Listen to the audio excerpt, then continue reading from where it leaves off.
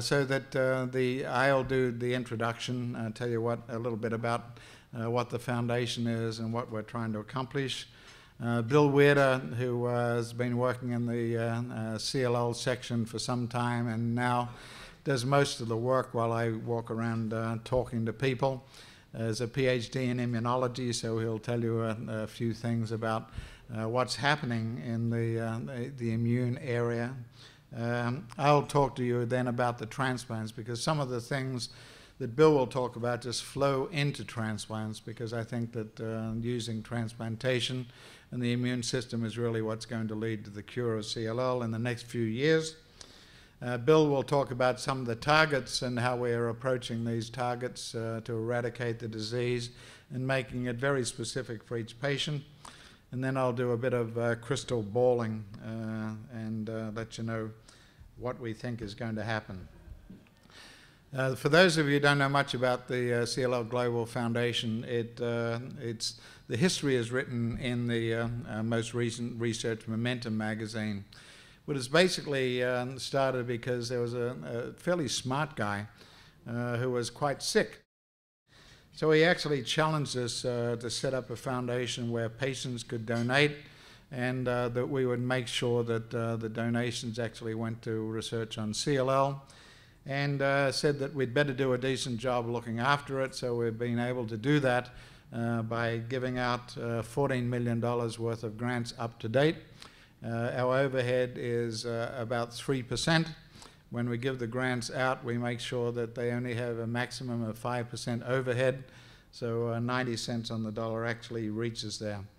And one of the things is that when you plant the seeds in these grants, they're able to leverage it into grants that are coming from other agencies. And we are fairly global. There's a group that we've had set up in Israel because they have a very high incidence of CLL in the Ashkenazi Jews and a low incidence in the Sephardics, and we think we can find a cancer or CLL susceptibility gene. And I have a fondness for Australia, as some of you may have gathered. One of the things we've done over the years is set up these grants that individually were actually very good.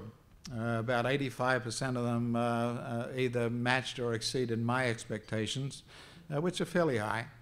But in fact, instead of doing all these little grants around there, we decided to bet on the winners.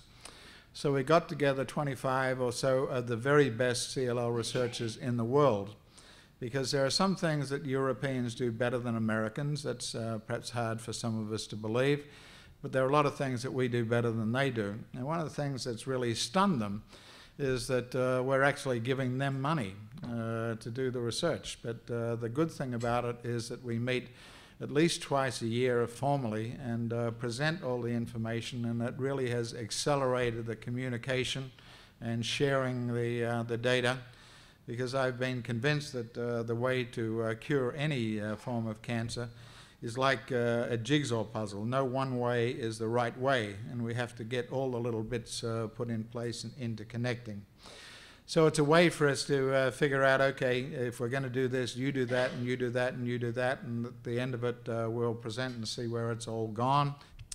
So we're going to now move into the area of the immune system, and part of the reason for doing this is that chronic lymphocytic leukemia is the disease of the immune system. It's a disease where you have an accumulation of too many of the B lymphocytes, which make antibodies, but there's also profound disturbance, which we're dissecting gradually, of the T cell system, so that that's a system that we want to exploit, so that all of the patients in here end up dying of old age.